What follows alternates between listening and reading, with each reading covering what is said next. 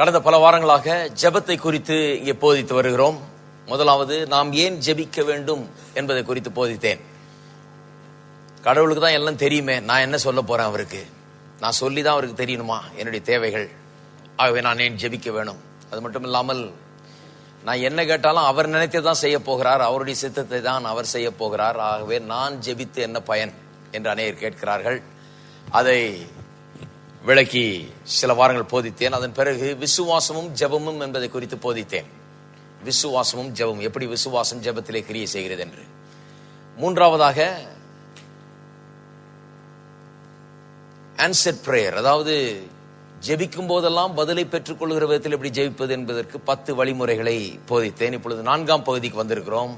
இந்த 4ஆம் பகுதியிலே புதிய உடன்படிக்கை ஜெபத்தின் மாபெரும் மேன்மைகள் என்பதை குறித்து போதித்து வருகிறேன். புதிய உடன்படிக்கையிலே ஜெபத்துக்கு ஒரு பெரிய மேன்மை உண்டாயிருக்கிறது. ஜெபத்தினுடைய அந்த ஸ்டாண்டர்ட் லெவலே வேற மாதிரி இருக்குது புதிய உடன்படிக்கையில. ஏனென்று சொன்னால், புதிய உடன்படிக்கை ஒரு மேலான உடன்படிக்கை, மேலான ஸ்லாக்கியங்களும் உரிமைகளும் விசுவாசிகளுக்கு கொடுக்கப்பட்டிருக்கிறது. இதுல பல மேன்மைகள் இருக்கிறது புதிய உடன்படிக்கையில. அதன் முதல் மேன்மை நான் போதித்தேன், இயேசுவின் நாமம். பழைய உடன்படிக்கையின் கீழே இயேசுவின் நாமம் கிடையாது. புதிய உடன்படிக்கை ஜெபத்திலே குறிப்பாக இயேசுவின் நாமத்தை சேர்க்க வேண்டும் என்று வேதம் சொல்லுகிறது. இயேசுவின் நாமம் இல்லாமல் இப்ப ஜெபமே கிடையாது. வேலிட் பிரேயர், சட்டப்பூர்வமாக சரியான விதத்தில் ஜெபிக்க வேண்டும் என்றால் இயேசுவின் நாமத்தில் தான் ஜெபிக்க வேண்டும் என்று வேதவசனம் திட்டவட்டமாய் கூறுகிறது. நம்முடைய ஜெபத்திற்கு பதில் இயேசுவின் நாமத்திலே நாம் கேட்கிறபடினாலே நம்முடைய ஜெபத்துக்கு பதில் கிடைக்கிறது என்று புதிய ஏற்பாட்டிலே சொல்லப்பட்டிருக்கிறது. இயேசு தம்முடைய நாமத்தை நமக்கு கொடுத்து, என் நாமத்தில் கேளுங்கள், நீங்கள் கேட்கிறதை எல்லாம் பிதா தருவார் என்று சொல்லிவிட்டு போயிருக்கிறார். ஆகவே அவருடைய நாமம் இந்த புதிய ஏற்பாட்டு ஜெபத்திலே மிக முக்கிய பங்கை வகிக்கிறது என்பதை போதித்தேன். இப்பொழுது இரண்டாவதாக, தேவன் நம்மை நீதிமான்கள் ஆக்கி இருக்கிறார். ரைச்சஸ்னஸ், நாம் தேவன் முன்பாக இன்றைக்கு நீதிமான்கள் ஆக்கப்பட்டிருக்கிறோம். நீதிமான்கள் என்கிற நிலையிலிருந்து நாம் ஜெபத்தை ஏறெடுக்கிறோம். இதை நாம் புரிந்து கொள்ள வேண்டும். ஏனென்று சொன்னால், இன்றைக்கு ஜெபத்திலே அநேகருக்கு ஜெபம் ஒரு பெரிய போராட்டமா இருக்குது. ஏனென்று சொன்னால், முதலாவது தங்களுடைய ஜெபத்தை கர்த்தர் கேட்பாரா என்கிற பெரிய சந்தேகம். ஏனென்றால் தங்களை குறித்து ஒரு பெரிய சந்தேகம், தாங்கள் யார் என்பதை குறித்து. தங்களுடைய பாவங்கள் மன்னிக்கப்பட்டதா? நான் ஜெபித்தா கடவுள் கேட்பாரா? ஒருவேளை அவர்கிட்ட போலாம், அவர் ஜெபித்தா கர்த்தர் கேட்பாரு. இந்த பிரசங்கியார்ட்ட போலாம், அந்த பிரசங்கியார்ட்ட போலாம், அவங்க ஜெபித்தா கடவுள் கேட்பாரு. ஏன்னா அவங்க எல்லாம் பெரிய ஆட்கள், அவங்க எல்லாம் கடவுளுக்கு வேண்டியவங்க. எனக்கு செய்வாரா கடவுள்? நான் ஜெபித்தா கடவுள் கேட்பாரா? நான் அருகதையற்றவன், நான் குப்பை, நான் தூசி, நான் புழு, நான் ஒண்ணும் கிடையாது. இதுதான் கிறிஸ்தவர்களுடைய போக்காக இருக்கிறது. இன்றைக்கு நீங்க பார்த்தீர்கள் என்று சொன்னால், கிறிஸ்தவர்கள் மத்தியில ஒரு பெரிய ஒரு உணர்வு, இந்த உணர்வு தான், நான் ஒன்றுமில்லை, நான் அருகதையற்றவன், நான் தகுதியற்றவன், நான் யாரு, நான் எம்மாத்திரம், இப்படின்னு வார்த்தைகளை அப்படியே சரமாரி அவர்கள் உபயோகப்படுத்துகிறார்கள். அவர்கள் நாம் நினைக்கிறோம், அவர்கள்லாம் பேசும்போது, அடே அப்பா, என்ன ஆவிக்குரிய விசுவாசிகள், தங்களை எப்படி தாழ்த்துறாங்க கர்த்தருக்கு முன்பாக, தங்களை ஒன்றும் இல்லைன்றாங்க, தங்களை குப்பைன்றாங்க, தூசின்றாங்க, புழுன்றாங்க. கர்த்தர் அதை பாராட்டுகிறது கிடையாது. கர்த்தர் நம்மை தேவனுடைய பிள்ளைகளாக்கி இருக்கிறார். உங்க பிள்ளை உங்களுக்கு முன்னால் நின்றுக்கிட்டு, நான் குப்பை, நான் தூசி, நான் அருகதையற்றவன், நான் கொஞ்சம் கூட தகுதியே கிடையாது, எனக்கு ஒரு கஞ்சி இருந்தா போடுங்க அப்படின்னு சொன்னா 4 பேர் கேட்க போறாங்க, வாயை மூடுப்பான்பீங்க. அசிங்கம், இப்படி பேசக்கூடாது. நீ என் பிள்ளையா இருக்கும் போது உனக்கு எல்லா உரிமையும் இருக்குது, ஸ்லாக்கியமும் இருக்குது, பிள்ளைய போல நடந்துகொள் அப்படிதான் சொல்லுவோம் நம்ம. உங்க வீட்டுல பிள்ளை அந்த மாதிரி பேச ஆரம்பிச்சுன்னா வாயை பொத்திடுவோம். ஏன்னா இது 4 பேருக்கு கேட்க கூடாது, வீட்டுல இருக்கவங்களுக்கே கேட்க கூடாதுன்னு. என்ன அது அசிங்கமா இருக்கு இப்படி பேசுறான்னு. அப்ப நான் நினைக்கிறேன், கர்த்தர் எப்படி பார்க்கிறார் பாருங்க, கிறிஸ்தவனுடைய ஜெபத்தை பரலோகத்திலிருந்து எப்படி பார்க்கிறார் என்பதை கொஞ்சம் எண்ணி பார்க்க வேண்டும். பரலோகத்தின் தேவன், வானத்தையும் பூமி உண்டாக்குன சர்வ வல்லமுள்ள தேவன், இந்த அற்புதமான தேவன், பரிசுத்த தேவன், தம்முடைய விலையேறப்பெற்ற ரத்தத்தினால் நம்மை கழுவி சுத்தமாக்கி, தம்முடைய குமாரனை அனுப்பி அவரை பாவமாக்கி, நம்முடைய பாவத்தை எல்லாம் தூக்கி அவர் மீது வைத்து, கல்வாரி சிலுவையில் அவரை கொன்று பலியாக்கி, நம்முடைய பாவங்களுக்கான தண்டனை அனைத்தையும் அவர் மீது வைத்துட்டு நம்ம நீதிமான்களாக்கி இருக்காரு. இவ்வளவு பெரிய வேலையை செய்து நம்மை பிள்ளைகளாக்கி, நமக்குள்ள தம்முடைய ஆவியை அனுப்பி நம்மை அவருக்கு சொந்தமானவர்களா மாற்றி இருக்கிறார். இவ்வளவு மாற்றின பிறகும் நான் பிச்சை கேட்கிற மாதிரி கர்த்தர்ட்ட போய் நான் ஜெபித்துக் கொண்டிருந்தேன் என்று சொன்னால், நான் குப்பை, தூசி, அருகதையற்றவன் என்று நான் பேசிக் கொண்டிருந்தேன் என்றால், கர்த்தருக்கு எவ்வளவு பெரிய ஒரு அவமானம் என்று எண்ணி பார்க்க வேண்டும். இருக்கீங்களா? சிலர் எவ்வளவு நியாயப்படுத்துறாங்க. நான் பிரசங்கித்த இடங்கள்ல எல்லாம் பாருங்க, நிறைய பேர் வந்து நியாயப்படுத்த முடியல. இல்லைங்கய்யா, ஆபிரகாம் அப்படி ஜெபம் பண்ணார் இல்லையா, நான் உங்களுக்கு காமிக்கிறேன், பைபிள் எப்படி இருக்குதியா, அப்படி இருக்குதியா, அது இருக்குதியா, இது இருக்குதியான்னு சொல்லுவாங்க. எல்லாம் வந்து அவங்க சொல்ற உதாரணங்கள் எல்லாம் பாத்தீங்கன்னா எதுவுமே நமக்கு பொருந்தாது. ஏன்னா ஆபிரகாம் பிள்ளை இல்லை. ஆபிரகாம் பழைய உடன்படிக்கையின் கீழ இருந்தா, அவன் பிள்ளையாக்கப்படவில்லை. தேவனுக்கு நண்பனாக தான் எண்ணப்பட்டான், பிள்ளை கிடையாது. நண்பன் வேற, பிள்ளை வேற. நண்பன் வந்து என் வீட்டுக்குள்ள வந்து எல்லா உரிமையும் ஸ்லாக்கியத்தை எடுத்துக்கொள்ள முடியாது. நண்பன்னா ஒரு லெவல்ல தான் இருக்க முடியும். பிள்ளைங்கிறது வேற லெவல். பிள்ளைங்கிறது என்னுடைய இதெல்லாம் அவனுக்கு சொந்தம் என்று ஆகி விடுகிறது. ஆகவே நாம் எல்லாம் பிள்ளைகளா இருக்கிறோம். அப்ப பிள்ளைகளா இருக்கும்போது எப்படி ஜெபிக்கணும் அதுதான் பார்க்கணும் ஒழிய, மற்ற சொல்லுவாங்க இல்லையா இங்கிலீஷ்ல ஆப்பிள்ஸையும் ஆரஞ்சஸையும் கம்பேர் பண்ணக்கூடாது. பிள்ளைகள் எப்படி ஜெபிக்க வேணும், இதுதான் புதிய ஏற்பாடு, புதிய உடன்படிக்கையின் ஜெபம். அதை குறித்தான் இப்ப பேசிக்கொண்டு வருகிறோம். ஆகவே இந்த நீதி என்கிற வார்த்தை அற்புதமான ஒரு வார்த்தை. நாம் நீதிமான்களாக்கப்பட்டிருக்கிறோம்.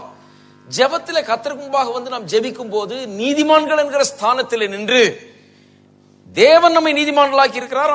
இன்னும் கொஞ்ச நாள் சொல்ல போறோம், அவருடைய நீதியை நமக்கு கொடுத்திருக்கிறார். நம்முடைய நீதி அல்ல, நாம நம்முடைய நல்லது அல்ல, அவருடைய நீதியை நமக்கு கொடுத்து தமக்கு முன்பாக நம்மை அப்படி குற்றமற்றவர்களாக மாசற்றவர்களாக நிறுத்திக் கொள்கிறார். இந்த வசனங்கள்லாம் போன வாரத்தில் வாசித்து காண்பித்தேன். எல்லாவற்றையும் வாசித்தோம், பார்த்தோம். தமக்கு முன்பாக குற்றமற்றவர்களாக மாசற்றவர்களாக நம்மை நிறுத்துவதே அவருடைய வேலையா இருக்கிறது. அவர் அதை செய்கிறார். நம்மால இன்னைக்கெல்லாம் அதை முயற்சித்தாலும் செய்ய முடியாது, அவர் செய்து விட்டார். அதை நாம் அதை உணர வேண்டும், நாம் அதை அறிந்து கொள்ள வேண்டும். அறிந்து கொண்டு நம்முடைய ஜெபத்துல முக்கியமாக, இது ரொம்ப முக்கியம் பாருங்க, நான் நீதிமான் என்கிற அந்த ஒரு உணர்வோட தான் நான் ஜெபிக்க ஆரம்பிக்க வேணும். நான் சொன்னது போல ஜெபம்னு சொன்ன உடனே கூப்பாடு போட ஆரம்பிச்சிடக்கூடாது. ஜெபம்னு உடனே கொஞ்ச நேரம் கண்ணை மூடி நான் யார் என்பதை யோசித்து பார்க்க வேண்டும்.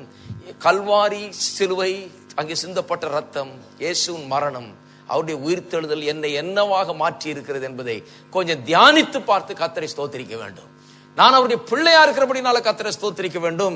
நான் இன்றைக்கு என்னவாய் அவருக்கு முன்பாக நிற்க முடிகிறது என்பதை எண்ணி பார்த்துட்டு அப்புறம் தான் ஜெபம் பண்ணணும். அப்பதான் எஃபெக்டிவா இருக்கும் ஜெபம். இல்லைன்னா இந்த பிச்சை கேட்கிற இந்த பிச்சைக்கார கோலமாக தான் இருக்கும் ஜெபம். அது அநேகருடைய கிறிஸ்தவருடைய பிரச்சனை அதுதான் இருக்குது. கிறிஸ்தவத்துல பிச்சை கேட்கிற ஜெபம் கிடையாது.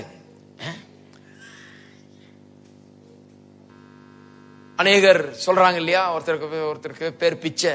கேட்டேன் ஏன் பிச்சைன்னு வச்சாங்கன்னு. அவர் சொல்றாரு, பிச்சை கேட்டு கடவுள்கிட்ட இருந்து என்ன பெற்றெடுத்தாங்க, குழந்தை இல்லாம இருந்துச்சு, பிச்சை கேட்டு கர்த்தர் பிச்சை போட்டாரு அப்படின்றாங்க. உங்களுக்கு குழந்தை இல்லைன்னா கர்த்தர்ட்ட பிச்சை கேட்க வேண்டியதில்லை. கர்த்தர் சொல்லுகிறார், அவர் உங்கள் தேசத்தில் மலடு இருப்பதில்லை. அதான் கர்த்தருடைய வார்த்தை. பிச்சை கேட்க சொல்ல நம்மள. அப்பத்தை தண்ணீர் ஆசீர்வதித்து வியாதியை விலக்குவேன்.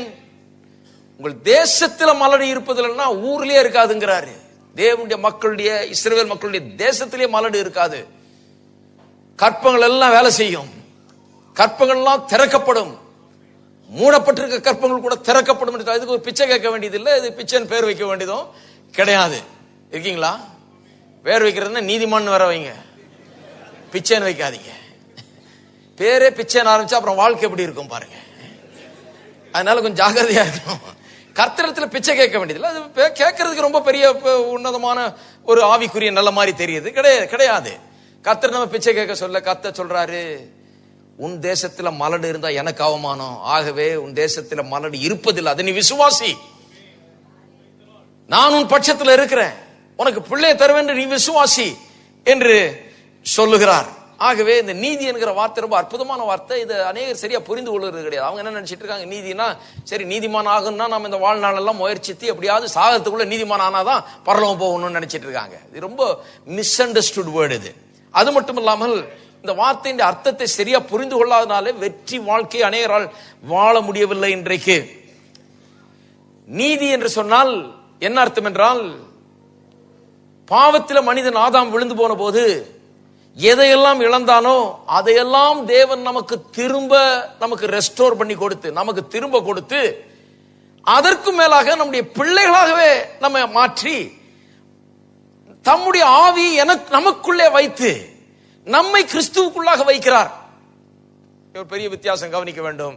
நிறைய பேர் நினைக்கிறாங்க ரட்சிப்பு என்று சொன்னால் ஆதாம் இருந்த நிலைக்கு நம்மளை கொண்டு வர்றாருன்னு. கிடையாது. அதுக்கு மேல இன்னொரு நிலைக்கு கொண்டு வர்றாரு நம்மள. வெறும் ஆதாம் இருந்த நிலைக்கு நம்ம கொண்டு வந்தார்னா ஆதாம் போல திரும்ப விழுந்து போவோம். நம்ம இருக்கீங்களா? ஆதாம் விழுந்து போனான், பாவத்தில் விழுந்தான். அந்த நிலைக்கு கர்த்தர் நம்ம கொண்டு வரல. நம்ம தூக்கி என்ன பண்றார்? கர்த்தர் கிறிஸ்துவுக்குள்ளாக வைத்து விடுகிறார். இருக்கீங்களா? கிறிஸ்துவுக்குள்ளாக நம்ம வைத்து விட்டு அவரையும் நம்மையும் ஒன்னாக்கி விடுகிறார். அவருக்குள்ள நம்ம வைத்து விடுகிறார். நம்ம அவருக்குள்ள வைத்து அவரை நமக்குள்ள வைத்து அப்படி ஒன்றாக்கி விடுகிறார். இதுதான் நீதி.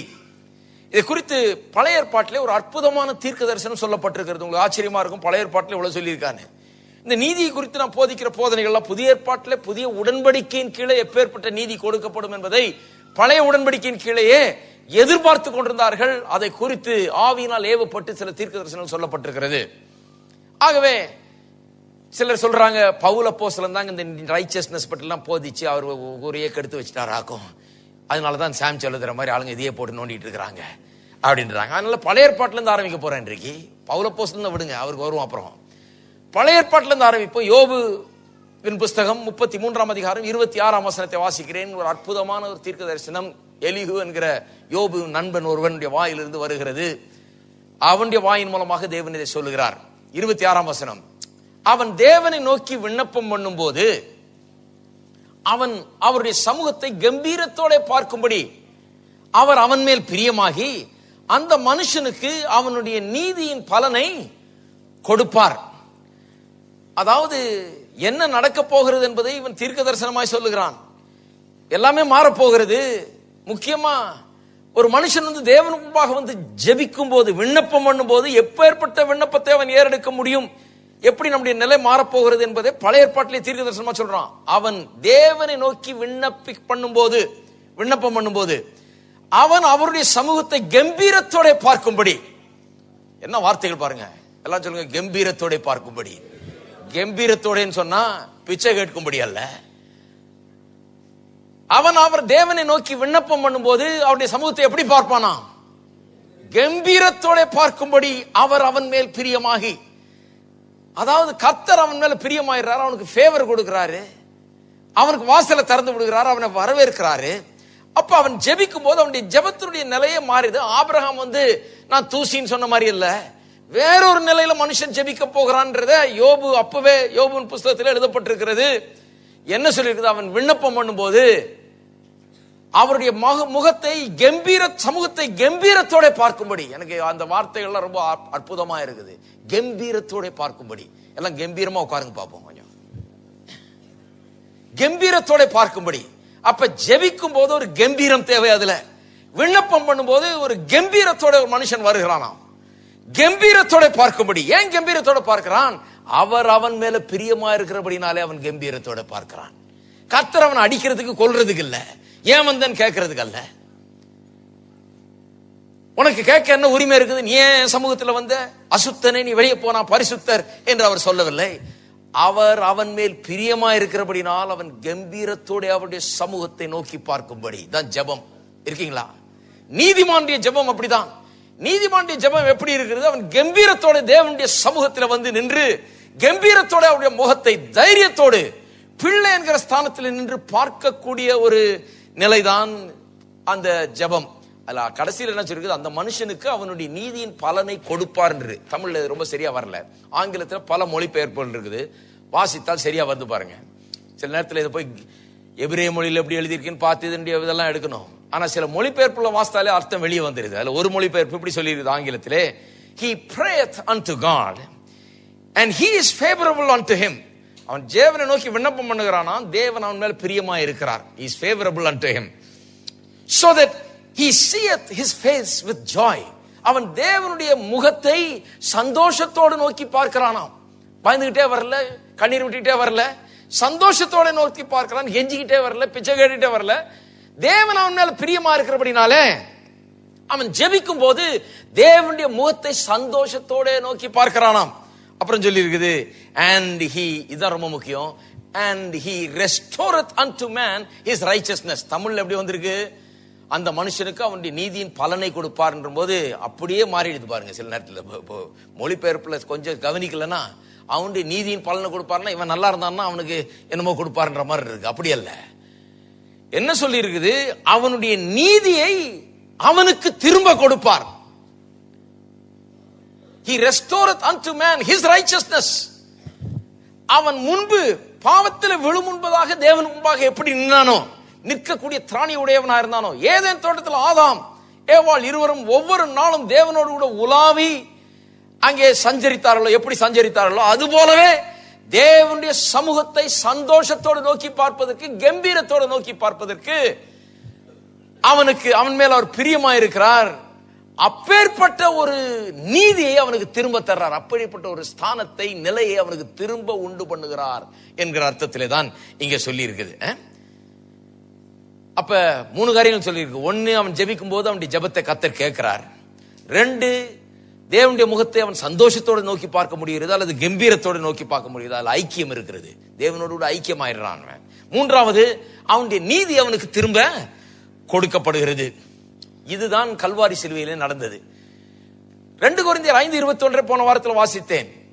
நாம் அவருக்குள் தேவனுடைய நீதியாகும்படி பாவம் அறியாத அவரை நமக்காக அவர் பாவமாக்கினார். அங்க என்ன நடந்தது? இதுதான் நடந்தது. என்ன நடந்தது? நாம் பாவிகளா இருந்தோம், அக்கிரமத்தில் கிடந்தோம், தேவன் முன்பாக நிற்க திராணியற்றவர்களா இருந்தோம், அருகதையற்றவர்களா இருந்தோம்.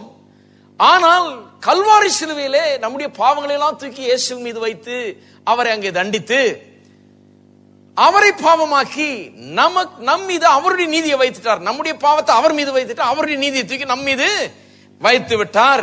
அங்கே நடந்தது என்ன?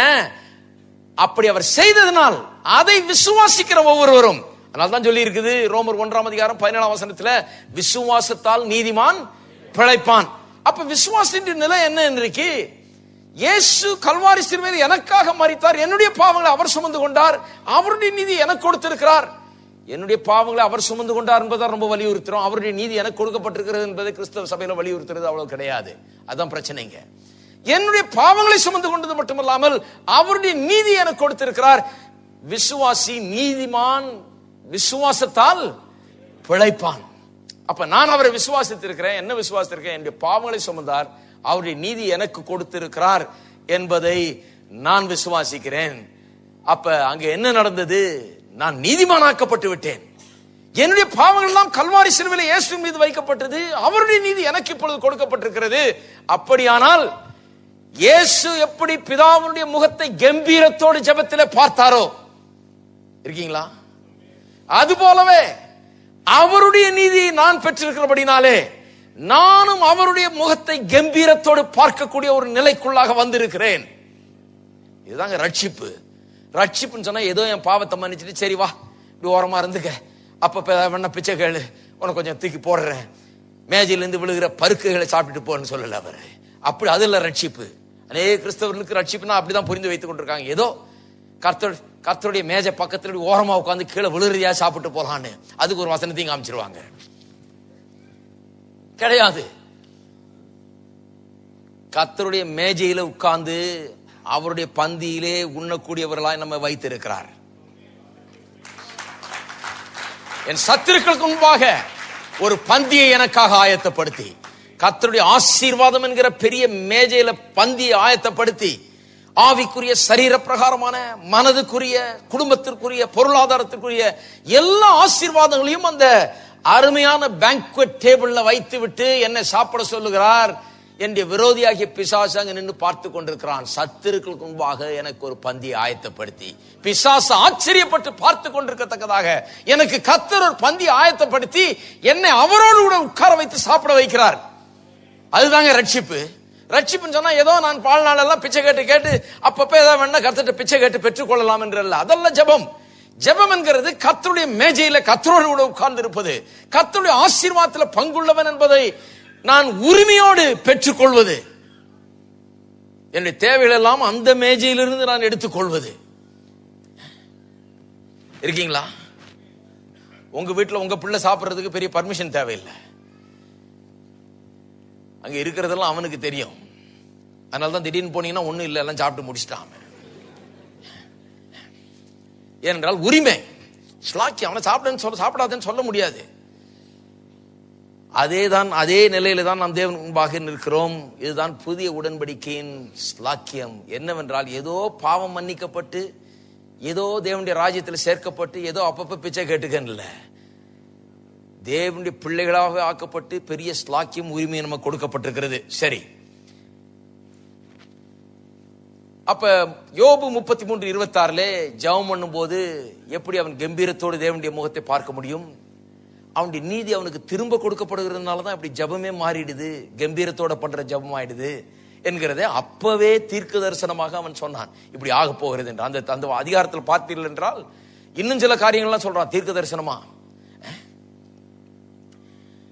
அற்புதமாய் தேவன் சில காரியங்களை அங்கே வெளிப்படுத்துகிறார். சரி, நீதிமான்களாக நாம் ஆக்கப்பட்டபடினாலே எப்பேற்பட்ட காரியங்கள் நமக்கு உண்டாயிருக்கிறது, இன்றைக்கு என்ன நமக்கு கொடுக்கப்பட்டிருக்கிறது என்பதை குறித்து ஒரு சில காரியங்களை சுட்டி காட்ட விரும்புகிறேன் துரிதமாக. ஒன்று, நமக்கு ஒரு புதிய ஒரு ஸ்தானம் கொடுக்கப்பட்டிருக்கிறது. அவர் ஸ்டாண்டிங் இஸ் ரெஸ்டோர்டு. நாம் தேவனுக்கு முன்பாக நிற்கக்கூடிய ஒரு தகுதி நமக்கு திரும்ப கொடுக்கப்பட்டிருக்கிறது. ஆதாம் அதை பாவம் செய்த போது இழந்து போனான். தகுதி இழந்தபடினால்தான் அவன் தோட்டத்திலிருந்து வெளியே அனுப்பப்பட்டான். தேவனுடைய சமூகத்தில் இருக்க முடியாது. ஏன்னா பாவம் அவனுக்குள்ளே வந்து விட்டது. பிசாசுக்கு கீழ்ப்படிந்து விட்டான். தோட்டத்துக்கு வெளியே அவன் அனுப்பப்பட்டான். ரட்சிப்பு என்ன பண்ணுகிறது? அந்த தோட்டத்துக்குள்ள அவனை திரும்ப கொண்டு வருகிறது. ரட்சிப்பு என்ன பண்ணுகிறது? அவன் தேவனுக்கு முன்பாக நிற்கக்கூடிய திராணியை அவனுக்கு திரும்ப தருகிறது. ஆகவேதான் நீதி என்று சொன்னால் என்னன்னு சொல்லுகிறோம்? தேவனுக்கு முன்பாக எந்த குற்ற உணர்வோ ஆக்கினை தீர்ப்பின் உணர்வோ தாழ்வு மனப்பான்மையோ இல்லாமல் நிற்கக்கூடிய ஒரு திராணி, அதுதான் நீதி. நீதி நீதின்னு சொல்லும் போது ரைச்சஸ்னஸ் என்கிற வார்த்தையை கிறிஸ்தவத்தில் உபயோகப்படுத்தும் போது என்ன சொல்லுகிறோம்? ரைச்சஸ்னஸ் என்று சொன்னால் தேவன் மனுஷனுக்கு கொடுத்திருக்கிற ஒன்று. அது என்ன பண்ணுகிறது? மனுஷனுக்கு அவனுக்கு தேவனுக்கு முன்பாக நிற்கக்கூடிய ஒரு திராணியை அவனுக்கு கொடுக்கிறது. எப்படி நிற்கக்கூடிய திராணி? இயேசு எப்படி நின்றாரோ அப்படியே தேவனுக்கு முன்பாக நிற்கக்கூடிய திராணி. ஏன் இயேசு நின்றது போல நிற்கக்கூடிய திராணி என்று சொன்னால், இயேசுவுக்கு என்ன நீதி இருந்ததோ அதே நீதியை நமக்கு கொடுத்திருக்கிறார். இயேசுவுக்கு இருந்த நீதியை இன்றைக்கு நமக்கு கொடுக்கப்பட்டிருக்கிறதுனால இயேசு எப்படி அவருக்கு முன்பாக நின்றாரோ, தேவனுக்கு முன்பாக நின்றாரோ அதே தகுதியோடு நாமும் நிற்க முடியும் என்கிறதுதான் வேத வசனத்தின் சத்தியம். அப்ப அவனுடைய நீதி அவனுக்கு திரும்ப கொடுக்கப்படுகிறது என்று யோபுல சொல்லப்படும் போது, யோபு 33:26 சொல்லப்படும் போது என்ன திரும்ப கொடுக்கப்பட்டிருக்கிறது? அவனுடைய ஸ்டாண்டிங் அவனுக்கு திரும்ப கொடுக்கப்பட்டிருக்கிறது. அது என்ன அர்த்தம்? எப்படி அவன் நிற்க முடியும்? இன்றைக்கு நமக்கு உதாரணம் இல்லாமல் இருக்கிறது. கிறிஸ்தவங்களை பார்த்தா அவங்கள முன்னுதாரணமா எடுத்துக்கொள்ள முடியாது. என்ற கிறிஸ்தவங்க தான் பிச்சை கேட்கிற கிறிஸ்தவங்களா இருக்கிறாங்க சில நேரத்தில், அநேக நேரத்தில். அதனால எல்லா கிறிஸ்தவர்களையும் முன்னுதாரணமா எடுத்துக்கொள்ள முடியாது. அதனால்தான் வேதம் சொல்லுது இயேசு தான் அதுக்கு முன்னுதாரணம். அதனால்தான் இயேசுவை மனுஷனாய் மாம்சத்தில் அனுப்பிச்சார். ஏன் மனுஷனா மாம்சத்தில் அனுப்பினார்? மனுஷன் எப்படி இருக்க வேண்டும்? மனுஷன் தேவனோடு எப்படி உறவாட வேண்டும்? மனுஷன் தேவனத்தில் எப்படி பேச வேண்டும்? மனுஷன் தேவனத்தில் எப்படி ஜெபிக்க வேண்டும்?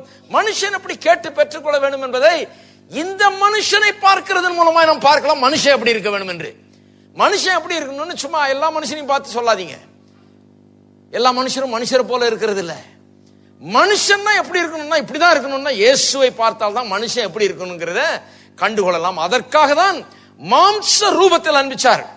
ஏன்? உலகத்தின் கோடான கோடி மக்கள் மத்தியிலே ஒரு வினோதமான விசித்திரமான ஒரு மனிதன் நடந்து போய் கொண்டிருந்தார் 2000 வருஷத்துக்கு முன்னால் அந்த பூமியிலே. தேவன் வெளிப்படுத்தி காண்பிக்கிறார், இப்படிதான் இருக்கணும் ஒரு மனுஷன்னா, இப்படிதான் இருக்க வேண்டும், அவன் இப்படிப்பட்டவனாக தான் இருக்க வேண்டும். எப்படி இருந்தார் அவர்? தேவனுக்கு முன்பாக நிற்கக்கூடிய திராணி தைரியத்தை பெற்றிருந்தார் அவர்.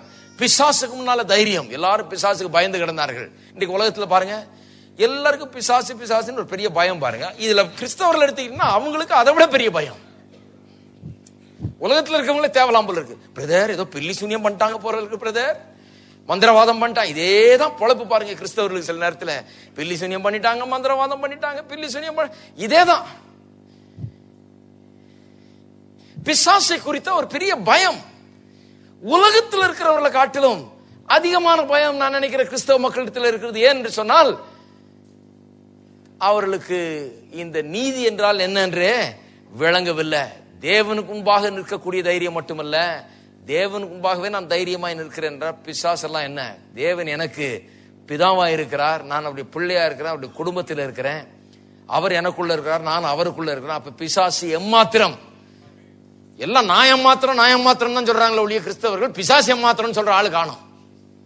இருக்கீங்களா? இதுல வேற சில நேரத்தில் சில இடங்களுக்கு போனவங்க சொல்றாங்க இது அந்த பிசாசாக, இது இந்த பிசாசாக, இதுக்கு 7 நாள் ஃபாஸ்டிங் ஆக்கும், இதுக்கு 4 நாள் ஃபாஸ்டிங் ஆக்கும். இதுக்கெல்லாம் வசனங்கள் வேற இருக்குது. இதுக்கு வந்துரு, இந்த பிசாசு வந்து அமாவாசை ஸ்பெஷல் பிசாசு இது. நான் ஒரு இடத்துக்கு போயிருந்தேன் பாருங்க, ஒரு டிவி ரெக்கார்டிங் ஏதோ பண்றதுக்கு கொஞ்ச நாளைக்கு முன்னாடி இந்த இதுல தூர்தர்ஷன்ல பண்ணும்போது அங்க ரெக்கார்டிங் பண்றதுக்கு ஆள் வர்றதுக்காக உட்காந்துட்டு இருந்தோம், காத்துட்டு இருந்தோம் பாருங்க. அங்க ஒருத்தர் வந்தார், திடீர்னு பின்னால வந்து பாஸ்டர் ஸ்தோத்திரம்னாரு. ஸ்தோத்திரம் பிரதர். என்னன்னு? நான் தான் அமாவாசை ஜபம் நடத்துறேன்றாரு. நான் சொன்ன, அமாவாசைக்கும் கிறிஸ்தவனுக்கு என்ன சம்பந்தம் இருக்குதுன்னு. ஆச்சரியமா இருக்குது எனக்கு கிறிஸ்தவர்களுடைய காரியங்களை பார்த்தால், வேடிக்கையா இருக்குது. ஏனென்று சொன்னால் நம்ம எல்லாம் பிசாசு ஸ்பெஷலிஸ்ட் ஆயிடுறோம் கிறிஸ்தவர்கள். ரொம்ப ஜனங்களும் அதுக்கேற்ற மாதிரி அப்படியே பிரசங்கியார்கள் எப்படி இருக்காங்களோ அப்படிதான் ஜனங்களும் ஆயிடுவாங்க பாருங்க. இவங்க பிசாசு பிசாசு பிசாசு என்ன நேரமும் மந்திரவாதம் பில்லி சொன்னா ஜனங்களும் மந்திரவாதம் பில்லி சொன்னிட்டு இறங்கிடுறாங்க. நான் சொல்லுகிறேன், என்ன சொல்லி தர்றாங்க ஜனங்களுக்கு? நான் எம்மாத்திரம், நான் ஒண்ணு இல்ல, நான் குப்பை, நான் தூசி, நான் அருகது ஏற்றவன். பிசாசு எம்மாத்திரம்னு சொல்லி தரதே கிடையாது. நான் தேவனுடைய பிள்ளையா இருக்கிறேன், நான் கிறிஸ்துவுக்குள்ள இருக்கிறேன். பிசாசு எம்மாத்திரம், பிசாசு நம்முடைய சேனைகளை எம்மாத்திரம் அப்படிங்கறத சொல்லி தரவே கூடாது, சொல்லி தர்றதே கிடையாது. நான் சொல்லி தர்றேன், நீங்கள் தேவனுடைய பிள்ளைகளா இருக்கிறீர்கள், கிறிஸ்து உங்களுக்குள்ள இருக்கிறார், நீங்கள் கிறிஸ்துவுக்குள்ள இருக்கிறீர்கள், நீங்கள் நீதிமான்கள் ஆக்கப்பட்டிருக்கிறீர்கள். பிசாசும் அவனுடைய சேனையும் உங்களுடைய பாதவடிக்கையில தேவன் வைத்திருக்கிறார். நீங்கள் உன்னதங்களில் அவரோட வலது பாரசத்திலே அவரோடு உட்கார வைக்கப்பட்டிருக்கிறீர்கள். ஆகவே உங்களுடைய அப்ரோச் என்னவா இருக்க வேண்டும்? பிசாசு எம்மாத்திரம். அதெல்லாம் என்டர்டெயின் பண்ணவே பண்ணாதீங்க. சும்மா நாள் யாராவது வந்து என்னத்தையா சொல்லிட்டு, நான் நினைக்கிறேன் பிரதர், யாரோ பில்லி சீனியை வச்சிருக்காங்க பிரதர்னா நீங்க சொல்லுங்க, பிசாசு எம்மாத்திரம் பிரதர். இருக்கீங்களா? சொல்லுவாங்க அப்படிலாம் வந்து. இதுக்குன்னே சில ஆளுங்க அப்படி சுத்திட்டு இருக்கிறாங்க. நான் நினைக்கிறேன் பிரதர், ஏதோ பில்லி சூனியம், பயங்கரமான பில்லி சூனியம் உங்களுக்கு எதிராக வைக்கப்பட்டிருக்கிறது பிரதர். பிசாசு எம்மாத்திரம். நான் தேவனுடைய பிள்ளை, இயேசு எனக்குள்ள இருக்கிறார். இந்த வீடு இயேசுவின் ரத்தம் தெளிக்கப்பட்ட வீடு இது. இங்க பிசாசு எப்படி நுழைய முடியும்? பிசாசு எம்மாத்திரம். எனக்கு எதிராக எத்தனை பிசாசு வந்தாலும் எம்மாத்திரம் ஒண்ணுமே கிடையாது. எனக்குள்ள இருக்கிறவர் உலகத்தில் இருக்கிறவரை காட்டிலும் பெரியவர் என்கிற வார்த்தைகள் உங்கள் வாயிலிருந்து வர வேண்டும். இதெல்லாம் அனுமதிக்கவே அனுமதிக்காதீங்க. நான் சொல்றேன், என்ன பார்க்க சொல்லுங்க, அவரை வந்து வரவே மாட்டாங்க என்கிட்ட. பிசாசு எம்மாத்திரம். சும்மா நான் எம்மாத்திரம் சொல்லுங்க. நான் பெரிய ஆளுங்க, பிசாசு ஒண்ணும் கிடையாது. நான் உன்னதத்தில் உட்கார்ந்து இருக்கிற பிசாசு என் பாதபடியில கிடக்கிறான் என்று வேத வசனம் சொல்லுகிறது. என்றைக்கு நான் அதை உணர்கிறேனோ அன்றைக்கு தான் எனக்கு வெற்றி வாழ்க்கை. இல்லைன்னா தலைகளை நின்னாலும் வராது. நான் எத்தனை அல்லேலூயா போட்டு குட்டிகரணம் போட்டு தலைகளை நின்னாலும் அது வராதுங்க. உணர்வு ஏற்பட வேண்டும். நான் யார்? நான் நீதிமானா இருக்கிறேன், தேவனுக்கு முன்பாக நிற்கக்கூடிய தகுதியை பெற்றிருக்கிறேன் என்கிற உணர்வு வந்துட்டா என்னுடைய ஜெபமே மாறி விடுகிறது. நான் இயேசுவை போல தேவனுக்கு முன்பாக நிற்கிறேன். இயேசு பிசாசுக்கு எதிராக அப்படி நின்னார். அவரை பார்த்து பிசாசுகள் நடுங்கின இல்லையா? அப்ப உங்களை பார்த்து பிசாசு நடுங்கணும். பிசாசை விரட்டுகிறவர்களாக, பிசாசு உங்களை கண்டா நடுங்குகிறவர்களாக நீங்கள் இருக்க வேண்டும். அது மட்டுமில்லை, இயேசு தேவனுக்கு முன்பாக வந்தபோது அவர் பிச்சை கேட்கிறவரா வரல. ஏனென்றால் அவருக்கு தம்முடைய லீகல் ரைட்ஸ், சட்டப்பூர்வமாய் தனக்கு உள்ள உரிமைகள், ஸ்லாக்கியங்கள் என்ன என்பதை அறிந்து வைத்திருந்தார். ஆகவே அவர் பிதாவிடத்தில் வந்து ஜெபிக்கும் போது எல்லாருக்கும் ஆச்சரியம், என்ன இது அப்பா பிதாவேன்னு கூப்பிடுறாரு அவரு அப்படின்னு. ஏன்னா அவங்க அப்பா அவரு. இவங்க எல்லாம் அப்படி கூப்பிடுறாங்க, ஆபிரகாமின் தேவனே, ஈசாக்கின் தேவனே, வானத்தையும் பூமியும் உண்டாக்கின தேவனே, அனாதி தேவனே, அந்த தேவனே, இந்த தேவன். இவர் சிம்பிளா சொல்றாரு, பிதாவே, அப்பா பிதாவே என்று கூப்பிடுகிறார். அவர்களுக்கெல்லாம் ஆச்சரியம். ஏனென்றால் இவர் தான் யார், தன்னுடைய உரிமைகள் என்ன என்பது அவருக்கு திட்டவட்டமாய் தெரிகிறது. ஆகவேதான் கடல்ல கொந்தளிக்குது, புயல் காற்று வீசுகிறது, கப்பல் கவல்றது போல இருக்குது. அவர் பேசாம தூங்கிட்டு இருக்கிறாரு. ஏனென்றால் தான் யார் என்பது அவருக்கு தெரியும். இருக்கீங்களா? இதுக்கு மேலெல்லாம் நான் அதிகாரியை போல இருக்கிறேன், பேசாம இருக்க போதாது. நான் ஏன் கொந்தளிக்கணும், நான் ஏன் அலசடிப்படணும், நான் ஏன் பயப்பட வேணும் என்கிறது அவருடைய எண்ணம். பாருங்க, எந்த விதமான தாழ்வு மனப்பான்மை அவர்கிட்ட கிடையாது, எந்த பயமும் அவர்கிட்ட கிடையாது. இயேசு எப்படி வாழ்ந்தார் என்பதை மறுபடியும் வாசித்து பாருங்க. தான் சொல்றாங்க பாருங்க, ஓரல் ராபர்ட்ஸ் அப்படி ஊழியத்தை ஆரம்பிக்கிற காலங்களில் 200 தடவை முழங்கால் படிட்டு மத்தேயு, மார்க்கு, லூக்கா, யோவானை வாசித்தாராம். என்ன இது? அப்புறம் அவருக்கு வழங்குது, நான் யார், கர்த்தர் யாரு, நான் யாரு, கர்த்தர் நல்லவர் என்பதை அது மூலமா தான் அறிந்து கொண்டேன் சொல்லுகிறார். முழங்கால நின்று வாசித்தங்கிறாரு. அநேகர் இன்னைக்கு அதை செய்யணும் போல இருக்கு சில நேரத்தில். ஏன்னு நினைச்சா அப்பதான் அப்பவாது விளங்கட்டும், திரும்ப திரும்ப திரும்ப வாசிக்கும் போது நமக்கு தெரிய வேணும், இயேசு எப்படி நின்னார், தேவன் முன்பாக எப்படி நின்னார், எப்படி ஜெபித்தார், பிசாசை எதிர்த்து எப்படி நின்னார், பிசாசு இவரை கண்டு எப்படி நடுங்கின, எப்படி வாழ்ந்தார், காற்றின் கடலுக்கு எதிராக எப்படி அவர் நடந்து கொண்டார், வாழ்க்கையின் பிரச்சனைகள் எப்படி சந்தித்தார், தேவைகளை எப்படி சந்தித்தார், எல்லாத்தையும் பார்த்து கற்றுக்கொள்ள வேண்டும். இதுதான் மனுஷன். மனுஷன்னா அப்படிதான் இருக்கணும். அப்ப நான் மனுஷன், நான் அவரை போலதான் இருக்க வேண்டும். கிறிஸ்தவர்கள் சில நேரத்தில் என்ன சொல்றாங்க, இயேசு போலரு இயேசு போலருன்னு எல்லாரையும் வந்து என்னத்தையாவது இயேசுவை போல தாடி வச்சுக்கிட்டு இயேசுவை போலருன்னு சொல்லி தந்துடுறாங்களோ ஒழிய, இயேசுவை போலருன்னா அது வெறும் தாடியில இல்ல, உடுப்புல இல்ல. இயேசுவை போலருன்னு சொன்னா இயேசுவை போலவே இருக்க வேண்டும். தைரியத்துல, பிதாவிடத்துல ஜெபிக்கிறதுல தைரியம், பிசாசை எதிர்த்து நிற்கிறதுல தைரியம், காற்றையும் கடலையும் எதிர்த்து நிற்கிறதுல தைரியம், சூழ்நிலைகளுக்கு மத்தியில எப்படி வாழ்கிறது என்கிற தைரியம், எந்த தாழ்வு மனப்பான்மை, குற்ற உணர்வு இல்லாமல் அவர் நிற்கிறார், ஜெபிக்கிறார், கேட்கிறார், அதட்டுகிறார், போன்றார் போது வாகன வருது, அப்படி அதிகாரத்தை உபயோகப்படுத்துகிறார். அதுதான் நீதி. நீதி என்கிறது நம்மை அதிகாரியாக ஆக்குகிறது. அப்பேற்பட்ட நீதியை தேவன் நமக்கு கொடுத்திருக்கிறார், கிறிஸ்துவின் மூலமாக ஏற்படுத்தின மீட்பின் மூலமாக. இரண்டாவது, ஐக்கியம். தேவனோடு கூட ஐக்கியம் நமக்கு திரும்ப கொடுக்கப்பட்டிருக்கிறது. நன்றாக கவனிக்க வேண்டும். தேவனோடு கூட ஐக்கியம். தேவனோடு கூட ஐக்கியம் சொன்னா அதையும் இயேசுடைய வாழ்க்கையில தான் பார்க்கிறோம். நம்ம தேவனோடு கூட இயேசு எப்பேற்பட்ட ஐக்கியத்தில் வாழ்ந்தார் என்று பார்த்தீர்கள் என்றால், இயேசு எப்படி வாழ்ந்தார் பார்த்தா தெரியும். ஒரு பிள்ளை எப்படி தன்னுடைய தகப்பனிடத்தில் போய் பேசுகிறதோ அது போல அவ்வளவு ஒரு ஃபெமிலியாரிட்டியோட, அவ்வளவு ஒரு ஈஸ், சுலபமாக பிதாவினிடத்தில் போய் அவர் கேட்கிறார், ஜெபிக்கிறார், பெற்றுக்கொள்கிறார். எந்த குற்ற உணர்வு கிடையாது, எந்த தாழ்வு மனப்பையும் கிடையாது, எந்த பயமும் கிடையாது, எந்த ஐயோ நான் அருகதேற்றம் இதெல்லாம் பேச்சே கிடையாது. பாருங்க, கிறிஸ்தவருடைய ஜபத்தையும் இயேசுடைய ஜபத்தையும் கம்பேர் பண்ணீங்கன்னா எங்கேயோ இருக்கும். பாருங்க, இயேசுவை போலதான் நாம் ஜெபிக்க வேண்டும், இயேசுவை போலதான் இருக்க வேண்டும். கிறிஸ்துவின் மூலமாக கல்வாரி சிலுவையிலே தேவன் செய்து முடித்த காரியங்கள் நம்மை அவரை போலாக்குகிறது, ஐக்கியத்தில் நம்மை கொண்டு வந்து வைக்கிறது. அப்பேற்பட்ட ஐக்கியத்தில் இருக்கிறதுனால தான் அவருக்கு எந்த ஒரு குறைவு தாழ்ச்சி என்கிற அந்த எண்ணமே கிடையாது. பாருங்க, எந்த நேரத்திலையும் குறைவு தாழ்ச்சி என்கிற எண்ணமே கிடையாது. டாக்ஸ் கட்டணும்ன்றாங்க, வரி செலுத்தணும்ன்றாங்க. அவர் சொல்றாரு, போய் மீனை பிடி, மீனுடைய வாயில காசு இருக்க எடுத்துட்டு வான்றாரு. ஐயோ டாக்ஸ் கட்டணுமா, எங்க போறது அப்படின்னு இல்ல. குறைவு இல்ல, இல்லாமை, பற்றாக்குறை என்கிற அந்த உணர்வே கிடையாது. 5000 பேர் இருக்கிறாங்க, வெறும் ஆண்களை மட்டும் என்னன்னா பிள்ளைகளையும் பெண்களையும் சேர்த்தா கிட்டத்தட்ட 20,000 பேர் இருந்திருப்பாங்கன்றாங்க. எல்லாருக்கும் ஆகாரம் வாங்குறதுக்கு நமக்குள்ள இருக்கிற கையில இருக்கிற காசு எல்லாம் போட்டாலும் பத்தாதுன்றாங்க. அவ்வளவு ஆகாரம் தேவைப்படுகிறது. 5 அப்பத்தையும் 2 மீனையும் கொண்டு வந்து கையில தர்றாங்க, இவ்வளவுதான் இருக்குதுன்னு சொல்லி அதை எடுக்கிறார், அதை ஆசீர்வதிக்கிறார், அதை பிட்கிறார், அதை கொடுக்கிறார். பிட்டு கொடுக்க கொடுக்க கொடுக்க வந்துகிட்டே இருக்குது. 5000 பேர் 20,000 பேர் சாப்பிடுறாங்க. சாப்பிட்டு 12 கூட மீறுது. தான் நீதி. நீதின்னு சொன்னா நான் யார்? பற்றாக்குறை எனக்கு கிடையாது. இல்ல, பற்றாக்குறை தாழ்ச்சி என்பது எனக்கு கிடையாது. நான் எடுத்தால், தொட்டால், ஆசீர்வதித்தால், அதை பிட்டால், அதை கொடுத்தால் அது வந்து கொண்டே இருக்கும் என்கிற உணர்வு. நான் நினைக்கிறேன் ஒவ்வொரு குடும்பத்திலேயும் உங்கள் ஆகாரத்தை இயேசுவின் நாமத்தில் நீங்கள் ஆசீர்வதித்து, எந்த நாமத்தில்? 5 அப்பம் 2 மீனையும் எடுத்து 5000 பேரை போஷித்த அந்த நாமத்தில் ஆசீர்வதித்து நீங்கள் பிட்டு, நீங்கள் கொடுத்து அது பெருகும் என்பதை எதிர்பார்க்க வேண்டும். அதுதான் நீதி. பற்றாக்குறையை போய் எனக்கு இல்ல, எனக்கு போதாது, எனக்கு பற்றாக்குறை, எவ்வளவு சம்பாதிச்சாலும் பத்தல, போன வருஷம் பத்தல பிரதர், இந்த வருஷம் பத்தல, எங்க தாத்தா காலத்துல இருந்து இப்படிதான் இருக்கிறோம் பிரதர், எங்க முப்பாட்டினார் காலத்துல இருந்து இப்படியே தான் இருக்கிறோம், ஒரு நாள் எங்களுக்கு ஒரு நிறைவே இருந்தது இல்ல பிரதர், இல்ல எவ்வளவு இருந்தாலும் இருக்கவே மாட்டேங்குது பிரதர்னு சொல்லிட்டு ஊரெல்லாம் போய் உங்களுடைய இல்லாமையும் பற்றாக்குறையும் பேசி கொண்டிருக்கிறது கிறிஸ்தவனுக்கு அடையாளம் அல்ல. கிறிஸ்தவனா எப்படி? தான் யாருங்கிற உணர்வு அவனுக்குள்ள இருக்கு. கிறிஸ்து எனக்குள் இருக்கிறார், அப்பனா என்ன தேவைகள் பெருசா இருக்கிறது என்பதை காண்கிறான். கையில் இருப்பதோ கொஞ்சம் என்கிறதை அவன் பார்க்க முடிகிறது. ஆனாலும் அந்த கையில் இருக்கிறது 5 அப்பத்தையும் 2 மீனை எடுத்து இயேசுவின் நாமத்தில் ஆசீர்வதித்து அவன் கொடுத்து அவன் விசுவாசத்தில் வாழும் போது கர்த்தர் அதை பெருக பண்ணுகிறார். இருக்கீங்களா?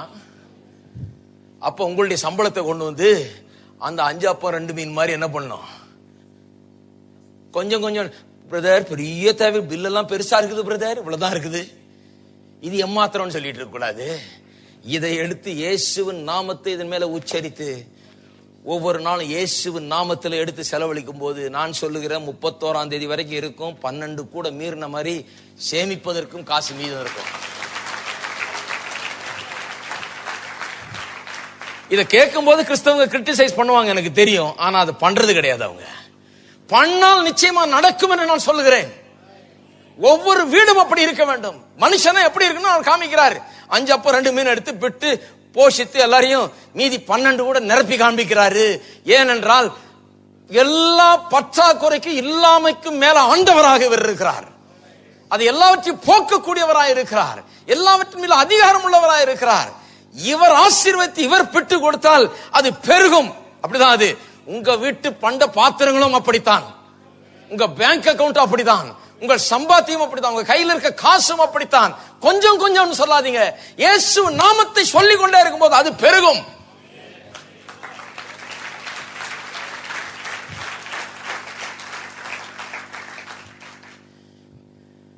தேவைகள் பெருசா இருக்கு சில நேரத்தில் பார்க்கும்போது. ஆனா இயேசுவின் நாமம் தேவைகளை காட்டிலும் பெரியது. ஆமென். நம்முடைய தேவைகள் எல்லாம் சந்திக்கும் நாமம் அந்த நாமம். அற்புதமான நாமம்.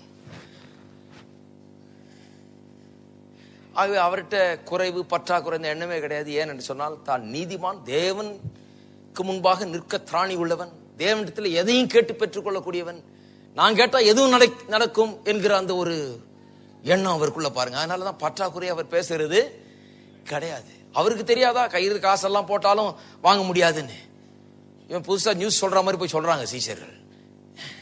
அவருக்கு ஏற்கனவே தெரியும், இருந்தாலும் போஷிப்போன்றாரு. எல்லாம் உட்கார வைங்க போஷிப்போங்கிறாரு. ஏன்னு சொன்னா அவருக்கு தெரியும் பற்றாக்குறை என்பது இங்கே கிடையாது. அவர்கிட்ட எந்த குற்ற உணர்வு கிடையாது, தாழ்வு மனப்பான்மை கிடையாது. ஏனென்றால் தேவனோடு கூட ஐக்கியம். அந்த மாதிரி நான் யார், தேவனுடைய பிரசன்னத்தில் போய் கம்பீரமா நான் நிற்க முடியும், கம்பீரத்தோடு கேட்க முடியும். தேவன் பேர்ல பிரியமா இருக்கிறார், நான் கேட்டதையெல்லாம் செய்வார் அப்படிங்கறத அவர் அறிந்து வைத்திருந்தார். மூன்றாவது விசுவாசம். விசுவாசம் அவனுக்கு திரும்ப கொடுக்கப்படுகிறது. ஒன்று, அவனுடைய திராணி அவனுக்கு திரும்ப கொடுக்கப்படுகிறது, ஸ்டாண்டிங், தேவனுக்கு முன்பாக நிற்கக்கூடிய திராணி திரும்ப கொடுக்கப்படுகிறது. இரண்டாவது, அவனுக்கு ஐக்கியம், தேவனோட ஐக்கியம் திரும்ப கொடுக்கப்படுகிறது. மூன்றாவது, விசுவாசம் திரும்ப கொடுக்கப்படுகிறது. அவனுடைய நீதியை அவனுக்கு திரும்ப கொடுப்பார் என்று யோபிலே சொல்லப்பட்டிருக்கிறது. அர்த்தத்தை போதித்துக் கொண்டிருக்கிறேன். விசுவாசம் கொடுக்கப்படுகிறது. இன்னைக்கு பாருங்க, உலகத்தில் பார்த்தீர்கள் என்று சொன்னா அநேகர் இந்த ஹிகின்பா இந்த புக் ஸ்டோர்களில் போய் பார்த்தீங்கன்னா புக்குகள் விற்குது. என்ன புக்கு முக்காவாசின்னு சொன்னா செல்ஃப் இம்ப்ரூவ்மெண்ட் அல்லது செல்ஃப் ஹெல்ப்ன்றாங்க. செல்ஃப் ஹெல்ப்னா உங்களுக்கு எப்படி உதவி செய்து கொள்றது. அந்த புக்கெல்லாம் வாசித்து பார்த்தீங்கன்னா how to have faith in your self, உங்களை எப்படி நீங்க நம்புவது, how to have faith in your self, confidence in your self, இதான் ரொம்ப போதிக்கிறாங்க. ஏன் அதை போதிக்கிறாங்கன்னா முக்காவாசி பேர் கான்ஃபிடன்ஸே கிடையாது அவங்க மேல. கொஞ்சம் பேர் இந்த புக்கை வாசித்து தங்க மேல கான்ஃபிடன்ஸ் உள்ள ஆளா இருந்தா மீதி பேரெல்லாம் மேய்க்கலாம். அதனாலதான் அதை போதிச்சிட்டு இருக்கிறாங்க.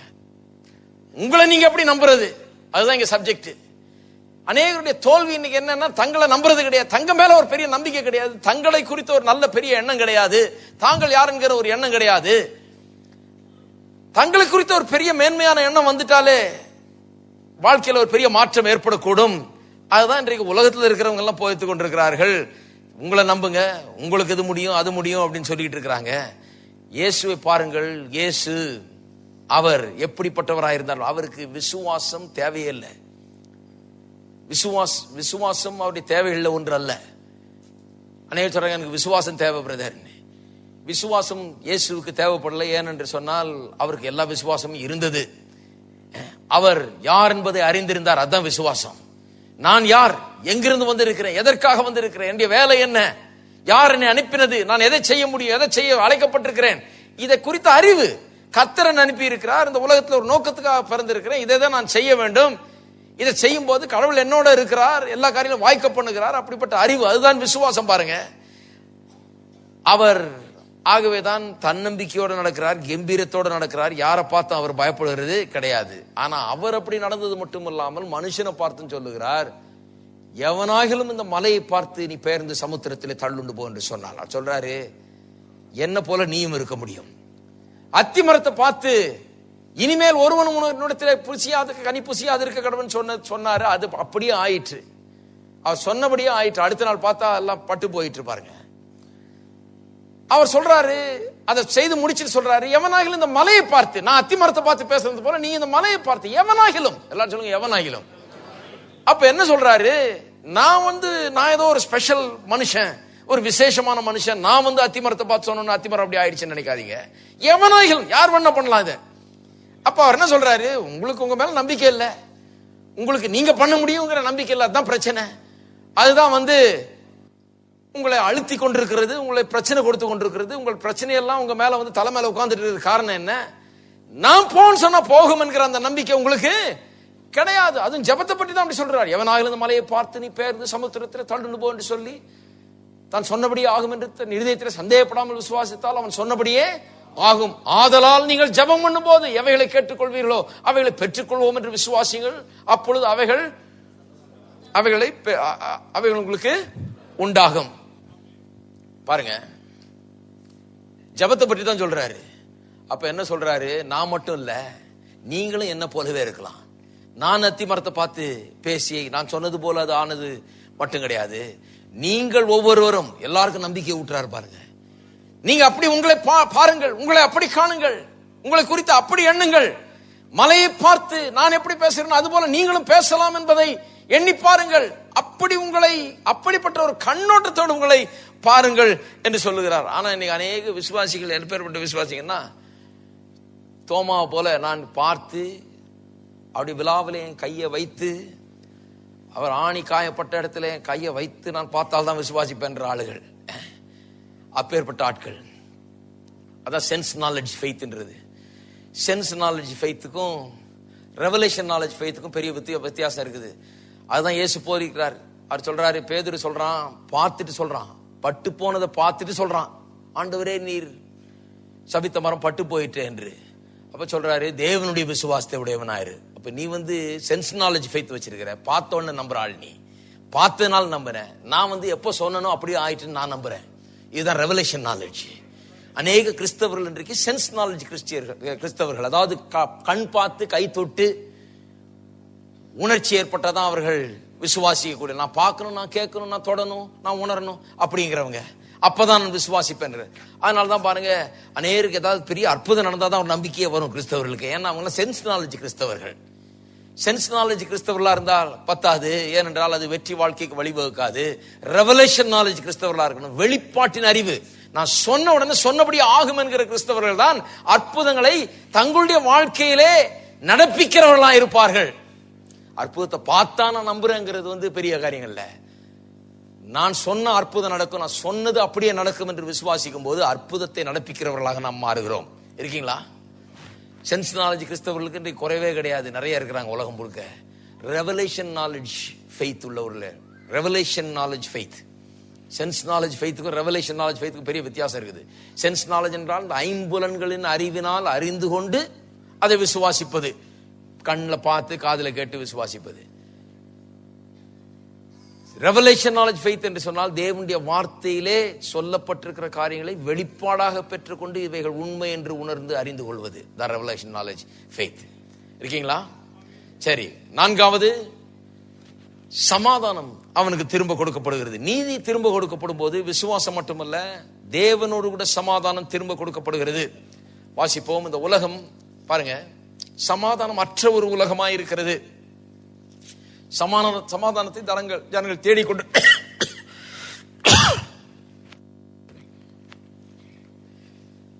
மன்னிக்கவும், சமாதானத்தை ஜனங்கள் தேடிக்கொண்டிருக்கிறார்கள். சமாதானம் அற்ற ஒரு உலகத்திலே வாழ்ந்து கொண்டிருக்கிறோம். அதை குறித்து ஏசாயா 57 அதிகாரம் 20-21 வசனங்களில் வாசிக்கிறோம். துன்மார்க்கரோ கொந்தளிக்கும் கடலை போல் இருக்கிறார்கள், அது அமர்ந்திருக்க கூடாமல் அதன் ஜலங்கள் சேற்றையும் அழுக்கையும் கரையில் ஒதுக்குகிறது. எப்படி சொல்லி இருக்கு பாருங்க. துன்மார்க்கர் எப்படி இருக்காங்களா? கொந்தளிக்கும் கடலை போல் இருக்காங்க. எப்போதுமே பாருங்க, கடவுளை அறியாதவர்களுக்குள்ள பாத்தீங்கன்னா எப்போதுமே ஒரு கொந்தளிப்பு இருந்து கொண்டே இருக்கிறது. கடல் எப்படி கொந்தளிச்சுக்கிட்டே இருக்குதோ, அலை அடிச்சுக்கிட்டே ஓயறதே கிடையாது, அடிச்சுக்கிட்டே இருக்குது கரையில, முன்னும் பின்னும் போயிட்டே இருக்குது. இப்படி அலை கரையை அடிக்குது, திரும்ப போகுது, திரும்ப அடிக்குது. இது பாருங்க, ராவும் பகலும் அப்படிதான் இருக்குது. அநேகருடைய உள்ளங்களும் மனங்களும் கர்த்தர் அறியாதவருடைய உள்ளங்களும் மனர்களும் ஓயாத அலை போல அவருடைய மனம் அலைபாய்ந்து கொண்டிருக்கிறது, கொந்தளித்து கொண்டிருக்கிறது. உள்ளத்திலே ஒரு கொந்தளிப்பு இருக்கிறது. அவர்கள் அமர்ந்திருக்க கூடாமல் இருக்கிறது. குவைட்டா காமா இருக்க முடியல அவங்களால. ஏதோ ஒன்றை குறித்து பயந்து கொண்டிருக்கிறார்கள்.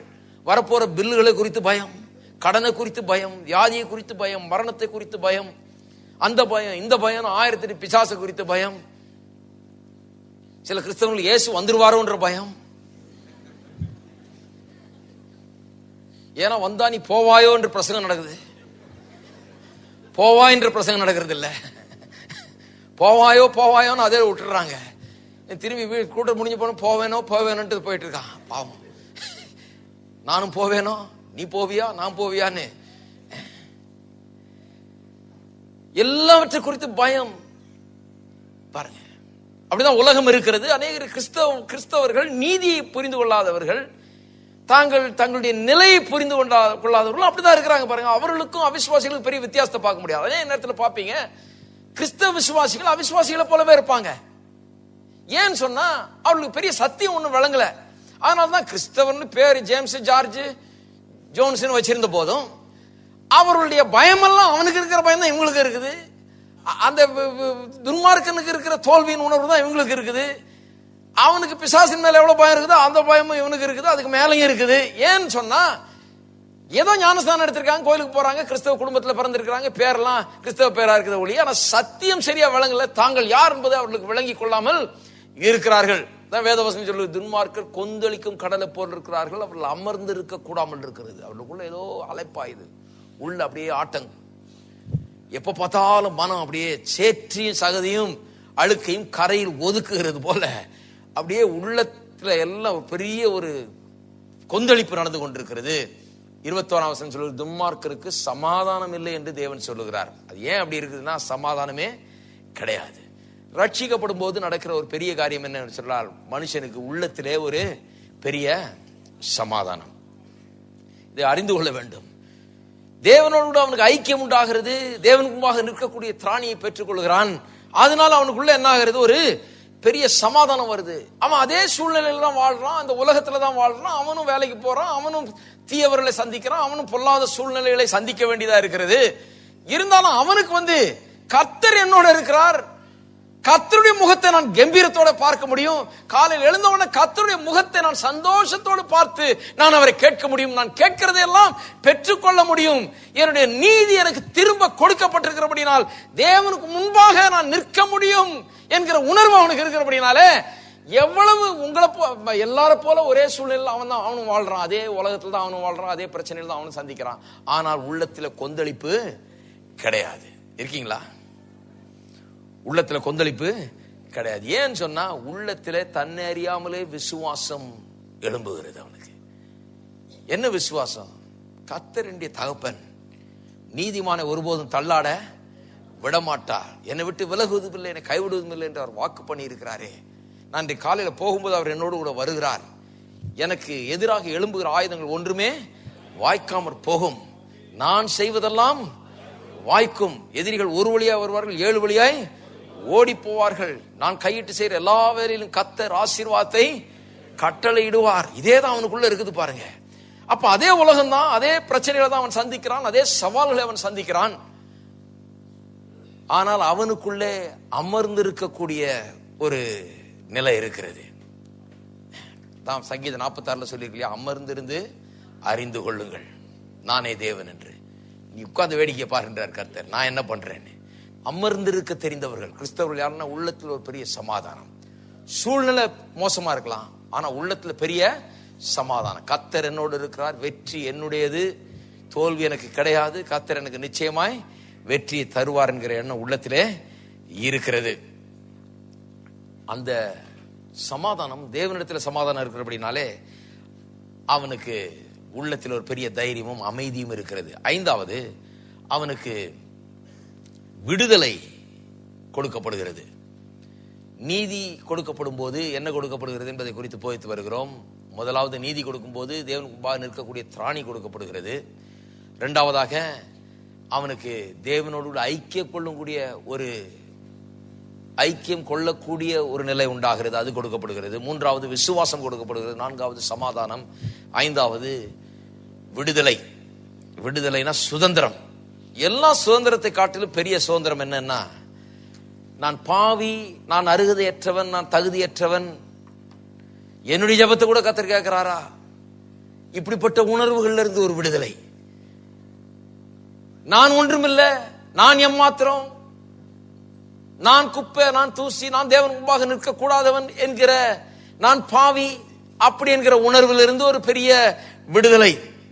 அப்பேற்பட்ட உணர்வுல இருந்து விடுதலை கிடைச்சிருக்கா பாருங்க. அப்பேற்பட்ட விடுதலை, அப்பேற்பட்ட உணர்வுல தான் மனுஷன் வாழ்ந்து கொண்டிருக்கிறான். அவனுக்கு என்ன, கடவுள் நல்லவர், கடவுள் பெரியவர், நான் ஒரு பாவி, நான் ஒன்னும் அருகதையற்றவன். அப்பேற்பட்ட உணர்வுல இருந்து விடுதலையை கொடுத்து நீதி திரும்ப கொடுக்கப்படும் போது என்ன நடக்கிறது? அவனுக்கு ஒரு பெரிய விடுதலை உண்டாகிறது.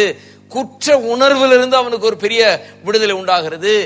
எல்லா விடுதலையை காட்டிலும் இதுதான் பெரிய விடுதலை. பொருளாதார விடுதலை, சரீர பிரகாரமாக விடுதலை, இப்படின்னு பல விடுதலை பெறலாம் மனுஷன். ஆனா எல்லா விடுதலையை காட்டிலும் பெரிய விடுதலை ஒன்று என்றால் அது தேவனுக்கு முன்பாக நான் நிற்க முடியும், நான் பாவி அல்ல, நான் அருகதையற்றவன் அல்ல, நான் அவருக்கு முன்பாக நிற்க திராணி உள்ளவன் என்கிற அந்த உணர்வு ஏற்படுது பாருங்க. அது ஒரு பெரிய விடுதலை. மனுஷன் ஒவ்வொருவருக்கும் அது தேவைப்படுகிறது.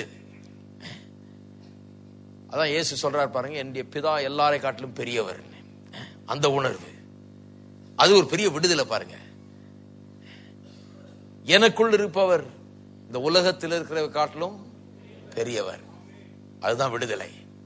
அந்த விடுதலை இருக்குதா? அது எப்போ வரும்னு சொன்னா, நான் யார், நான் நீதிமான், நீதி எனக்கு கொடுக்கப்படும் போது இதெல்லாம் எனக்கு கொடுக்கப்படுகிறது என்பதை அறிந்து கொள்ளும் போதுதான் அந்த விடுதலை உண்டாகிறது. ஆறாவது, கடைசியாக பிள்ளை என்கிற ஸ்தானம் அவனுக்கு கொடுக்கப்படுகிறது. நீதி கொடுக்கப்படும் போது அவன் பிள்ளையாக்கப்படுகிறான். நான் இன்றைக்கு சொன்னேன் இல்லையா, கர்த்தர் ஒன்னும் ஆர்ஃபனேஜ் வச்சு அதுல அனாதைகளை சேர்த்துக்கிறது இல்லை. கர்த்தர் என்ன பண்றாரு? பிள்ளை ஆக்குகிறார். இன்னொரு இடத்துல இருந்து ஒரு பிள்ளை எடுத்து நம்ம வளர்க்கலாம், நல்லதுதான். ஆனா வளர்க்கும் போது அநேக நேரத்தில் குணத்தை மாற்ற முடியல. ஏன்னா குணம் ரத்தத்துல கலந்துருது. யாருக்கு பிறந்ததோ அந்த பிறப்பு நிமித்தமாக குணம் ரத்தத்துல சில குணாதிசயங்கள் கலந்து விடுகிறது. அதை மாத்துறது ரொம்ப கஷ்டம். 4 பிள்ளைகளை வச்சு ஒரே மாதிரி வளர்க்கலாம். உங்க பிள்ளைங்க 3, இது 4வது நீங்க தத்தெடுத்தது. ஆனா 4வது கொஞ்சம் வித்தியாசமா தான் இருக்கும். ஏனென்றால் குணாதிசயங்களிலே வித்தியாசம் இருக்கிறது. அது ரத்தத்துல கலந்து விடுகிறது. உங்க பிள்ளை உங்களை மாதிரி தான் இருக்கும், வேற பிள்ளை வேற மாதிரி தான் இருக்கும். சிலதெல்லாம் மாறான, சிலது மாறவே மாறாது. சில காரியங்கள் மாறாது, ஏன்னா அது குணாதிசயத்தில் கலந்த காரியங்கள். அப்ப தேவன் என்ன பண்றாரு? நம்ம வெறும் தத்தெடுத்திருந்தாருன்னா நம்ம என்னைக்குமே மாற முடியாது. நாம நம்மளதான் இருப்போம், கத்தரா தான் இருப்பாரு. கத்தருடைய குடும்பத்துல பொல்லாதவர்களா இருந்துகிட்டு இருப்போம் நாம. அதனாலதான் கத்தர் என்ன பண்ணாரு? உன்னை தத்தெடுக்கல, நான் உன்னை பிள்ளையாகவே ஆக்குறேன் என்று சொல்லி. அதனாலதான் இந்த கிறிஸ்தவ ரட்சிப்பு என்ன சொல்லுகிறோம்? மறு பிறப்பு. நிக்கதேமு கேட்கிறான், நான் எப்படி, நான் 50 வயசு ஆகுது, என் தாயின் கற்பத்தில் நான் திரும்பி போய் நான் திரும்பி பிறக்க முடியுமான்ற. நான் கர்த்தர் சொல்றாரு, இல்ல நான் ஆவிக்குரிய பிறப்பை பற்றி பேசுகிறேன். ஆவிக்குரிய விதத்துல எப்படி என்னுடைய தாயின் கற்பத்தில் உருவாகி நீ பிறந்தாயோ அதுபோல என்னுடைய கற்பத்தில் உருவாகி நீ பிறப்பிக்கப்படுகிறாய். அதுதான் ரட்சிப்பு. அப்ப ரட்சிப்பை பெற்ற ஒவ்வொருவரும் தேவனால் பிறந்தவர்கள் என்று யோவான் சொல்லுகிறார். இருக்கீங்களா? அப்ப எனக்கு என்ன கொடுக்கப்பட்டது? என்னுடைய பாவத்தை எல்லாம் எடுத்து இயேசுவின் மேல வைத்து அவருடைய நீதி எனக்கு கொடுக்கும் போது தேவன் என்ன பண்ணிட்டாரு? என்னை பிள்ளையாகவே ஆக்கிவிட்டார். அவருடைய குடும்பத்தில் பிறக்க செய்திருக்கிறார். தேவ ஆவியினால். தேவ ஆவியானவர் வந்துதான் மாரியாள் கற்பம் தரித்தாளாம். நான் எப்படி புருஷனை அறியேன்னு சொன்ன உடனே சொல்லுகிறார், இல்ல தேவனுடைய ஆவியானவர் உன் மீது இறங்குவார், அதன் மூலமா நீ கற்பம் தரிப்பான்னு சொல்லப்பட்டிருக்கு. நான் சொல்லுகிறேன், அப்படிதான் நாம கற்பம் தரிக்கப்பட்டோம். தேவனுடைய ஆவியானவரால் நாம் பிறந்தவர்கள். நாம் கற்பம் தரிக்கப்பட்டு பிறந்தவர்கள். மறுபிறப்பு என்றால் அதுதான். ஆகவே நாம் தேவனுடைய ஊழியக்காரர்கள் அல்ல, நாம் தேவனுடைய பிள்ளைகள். இருக்கீங்களா? மோசே தேவனுடைய ஊழியக்காரன், நான் மோசையை விட பெரிய ஆளு, நான் தேவனுடைய பிள்ளை. சொல்லுவாங்க அது கர்வம். யார் ரொம்ப, இது ரொம்ப டூ மச் தான். என்ன பண்றது? அவர் அப்படி பண்ணிட்டாரு. என்னத்துக்கு இந்த டூ மச் அவர் பண்ணாருன்னு எனக்கு தெரியல. இந்த அதிசயத்தை தான் நானும் பார்த்து ஆச்சரியப்பட்டு கொண்டிருக்கிறேன். என்னையே மோசையை விட பெரிய ஆளாக்கணும், உங்களை ஏன் ஆபிரகாமோட பெரிய ஆளாக்கணும், ஈசாக்கை விட யாக்கோபோட பெரிய ஆளாக்கணும், உங்களை ஏன் எலியாவை காட்டிலும் எலிசாவை காட்டிலும் பெரிய ஆளாக்க வேண்டும், உங்களை ஏன் பெரிய தீர்க்கதரிசிகளை காட்டிலும் பெரிய ஆள் ஆக்க வேண்டும். ஏன் என்று சொன்னா எனக்கு அது விளங்கல. அதுதான் அவருடைய அன்பு. பாவிகளை எடுத்து தம்முடைய அற்புதமான கிரியின் மூலமாக தம்முடைய பிள்ளையாக அவர் மாற்றி இருக்கிறார்.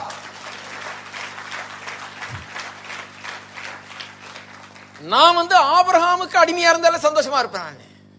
ஆண்டவர் கும்பிடு போட்டு டெய்லி ஆண்டவர்கிட்ட பிச்சை கேட்டு வாங்கிக்கிறதுக்கு நான் ரெடி. ஆனா அவர் சொல்றாரு, இல்ல நீ அப்படி இருக்க கூடாது, நீ எப்படி இருக்க வேணும், பிள்ளையாக இருக்க வேணும். நான் ஆபிரகாம போல இருந்தாலே நான் சந்தோஷமா இருப்பேன். கர்த்தருக்கு கோடான கோடி ஸ்தோத்திரம் செலுத்தி, ஆபிரகாம் தேவனுக்கு நண்பனா இருந்தான், தேவனோடு பேசினான், போனா வந்தான் இருக்குது. அப்படி இருந்தாலே போதும். நானும் ஆபிரகாம் போல, ஆண்டவரே நான் தூசி தூசி தூசி டெய்லி சொல்ல தயார். ஆனா அவர் சொல்றாரு, சொல்லாத. ஏனென்றால் ஆபிரகாம் வேற, நீ வேற. புதிய உடன்படிக்கை கல்வாரி சிலுவை உன்னை பிள்ளையாக்கி இருக்கிறது என்று. இது அவருடைய செயல். இது நான் ஏதோ விரும்பி கேட்டு இது நடக்கல, அவர் செஞ்சிட்டாரு. இன்றைக்கு அதை நான் பிரசங்கம் பண்ணி கொண்டிருக்கிறேன். அவருடைய அன்பு இதை எனக்கு செய்திருக்கிறது. இதை ஆச்சரியத்தோடு நான் காண்கிறேன். இந்த ஆச்சரியத்தின் உணர்வு என்னுடைய உள்ளத்தை பற்றி பிடிக்காவிட்டால் என்னுடைய ஜெபம் பிரயோஜனம் உள்ளதா இருக்காது. நான் யார் என்பதை குறித்த ஆச்சரியம் என்னுடைய உள்ளத்தை ஆட்கொள்ள வேண்டும். தேவனுடைய பிள்ளை. சும்மா ஆபிரகாம் ஜெபம் பண்ணா ஆபிரகாம் ஜெபம் சொல்லிட்டு கூடாது. ஆபிரகாம் அவர் ஊழியக்காரனை போல இருந்தான். அவன் ஒரு ஒரு தேவனுக்கு சேவை செய்கிற ஒருவன், அவ்வளவுதான். தேவனுடைய நண்பன். ஆனா நான் தேவனுடைய பிள்ளை. தேவனுடைய ஆவியானவரால் பிறப்பிக்கப்படவில்லை ஆபிரகாம். மறு ஜென்மம் அடையவில்லை. அவன் மறுபிறப்பை பெறவில்லை. மறுபிறப்பு, புதிய சிருஷ்டிப்பு என்பது புதிய உடன்படிக்கையின் கீழே வந்ததுதான். அதை அவன் பெறவில்லை. ஆனா எனக்கு புது சிருஷ்டிப்பு, மறுபிறப்பு, நியூ பர்த், புதிய சிருஷ்டிப்பு, இதெல்லாம் எனக்கு உண்டாயிருக்கிறது. நான் புதிய சிருஷ்டிப்புங்க. நீங்கள் புதிய சிருஷ்டிப்பு இருக்கீங்களா? எல்லாரும் கையில உயர்த்தி சொல்லுங்க, நான் புதிய சிருஷ்டிப்பு, தேவனுடைய பிள்ளை, தேவ ஆவியினால் பிறப்பிக்கப்பட்டவன். தேவனுடைய சுவாபம் எனக்குள் இருக்கிறது. ஆபிரகாமை காட்டிலும், மோசேயை காட்டிலும், பழைய உடன்படிக்கையின் எல்லா தேவ மனுஷனை காட்டிலும் நான் பெரியவன் தான் சொல்றார் இயேசு. பழைய உடன்படிக்கை கீழே இருந்த எல்லா தீர்க்கதரிசிகளும் பெரியவன் யாரு? யோவான் ஸ்நானகன். அவனை சொல்றாரு, பழைய உடன்படிக்கையின் கீழே இருந்த எல்லா தீர்க்கதரிசிகளும் அவன் தான் பெரியவனா. ஆனால் உங்களில் சிறியவன் கூட அவனை காட்டிலும் பெரியவன்.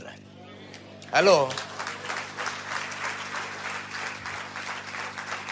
அப்படின்னா அர்த்தம், இன்னைக்கு ரட்சிக்கப்பட்ட ஆள் பெற்றிருக்கிற அந்த புது பிறப்பையும் மறு ஜென்மத்தையும் யோவான் ஸ்நானகன் பெறாத ஒன்று அது. அதை நீங்கள் பெற்றிருக்கிறீர்கள். ஆகையால் அவனை விட நீங்கள் பெரியவர்கள். ஏனென்றால் தேவனுடைய கற்பத்திலே பிறந்தவர்கள், நீங்கள் தேவனால் பிறந்தவர்கள், புது சிருஷ்டிப்பாயிருக்கிறீர்கள். அப்ப யோபு 33:26 சொல்லி இருக்கிறபடி அவனுடைய நீதியை அவனுக்கு திரும்ப கொடுப்பார் என்று சொல்லுகிற அர்த்தம் என்ன? இதையெல்லாம் திரும்ப கொடுப்பார். எதையெல்லாம் திரும்ப கொடுப்பார்? அவனுக்கு அவனுடைய ஸ்டாண்டிங்கை கொடுப்பார், திராணியை கொடுப்பார், நிற்கக்கூடிய திராணி, தேவனுக்கு நிற்கக்கூடிய திராணி, ஐக்கியத்தை கொடுப்பார், விசுவாசத்தை கொடுப்பார், சமாதானத்தை கொடுப்பார், விடுதலையை கொடுப்பார். இதெல்லாம் அவனுக்கு திரும்ப கொடுக்கப்படுகிறது. ஆகவேதான் அவன் என்ன பண்ணுகிறான்? அவன் தேவனை நோக்கி விண்ணப்பம் பண்ணும் போது கம்பீரத்தோடு அவர் முகத்தை அவன் பார்க்கிறான். என்ற தேவன் அவனுக்கு எல்லாத்தையும் திரும்ப கொடுத்துட்டார். அவன் மேல பிரியமா இருக்கிறார். அவனுடைய நீதி அவனுக்கு திரும்ப கொடுக்கப்பட்டிருக்கிறது. நான் உங்களுக்கு சொல்லுகிறேன், உங்களுடைய நீதி திரும்ப கொடுக்கப்பட்டிருக்கிறது. தேவன் தம்முடைய நீதியை கொடுத்திருக்கிறார். ஆகவே ஜெபத்திலே கம்பீரத்தோடு தேவனுடைய முகத்தை நோக்கி பாருங்கள். ஆமென். எழுந்து நிற்போம்.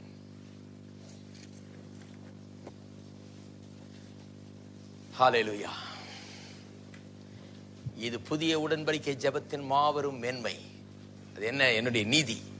தேவன் எனக்கு உண்டு பண்ணி இருக்கிற இந்த நீதி, எனக்கு கொடுத்திருக்கிற இந்த நீதி.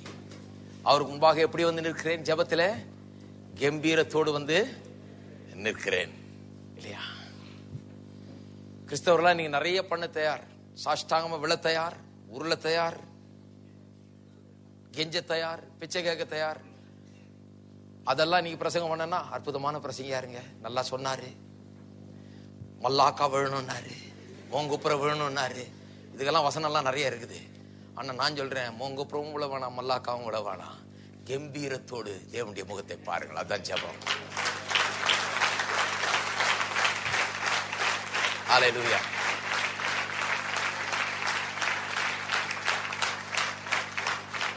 எல்லாரும் கரங்களை உயர்த்தி நாம் சொல்லுவோம். எல்லாரும் ஒன்றா சொல்லுவோம்.